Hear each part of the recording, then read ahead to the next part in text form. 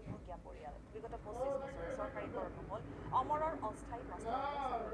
অৱশেষত প্ৰধানমন্ত্ৰী মুদ্ৰা যোজনা আঁচনিয়ে নিজৰ ভৰিত থিয় দিবলৈ সকাহ দিলে প্ৰতিবন্ধী পৰিয়ালটোক অহা 24 ফেব্ৰুৱাৰীত প্ৰধানমন্ত্ৰীৰ মন কী বাত অনুষ্ঠানত অংশ ল'ব হোজাই জিলাৰ ডবকাৰ 4 নম্বৰ ৱাৰ্ডৰ অমৰ দেৱনাথে প্ৰধানমন্ত্ৰী মুদ্ৰা আঁচনিৰ জৰিয়তে প্ৰায় 10 লাখ টকা ঋণ লৈ জীৱিকাৰ বাট প্ৰশস্ত কৰিলেহে অমৰে সেই টকাৰে ডবকাত এখন কছমেটিক আৰু এখন গেছ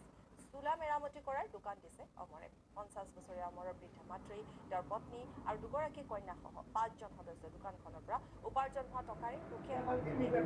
নিৰ্বাহ কৰি আছে উল্লেখযোগ্য যে অমৰৰ নৱম শ্ৰেণীত অধ্যয়নৰত ডাঙৰ ছোৱালীজনী শাৰীৰিক বাধাগ্ৰস্ত ইফালে আনগৰাকী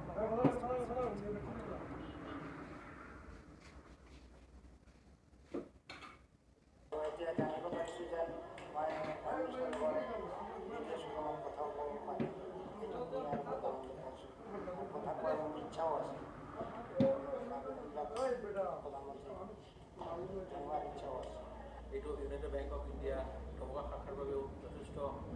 সুখৰ খবৰ যে ভাৰতবৰ্ষৰ প্ৰধানমন্ত্ৰীৰ মন কী বাতত গতিকে আমি ইয়াকে ক'ব বিচাৰিম যে যিসকল যোগ্য ব্যক্তি আছে তেওঁলোক আহক আমি এতিয়াও তেওঁলোকক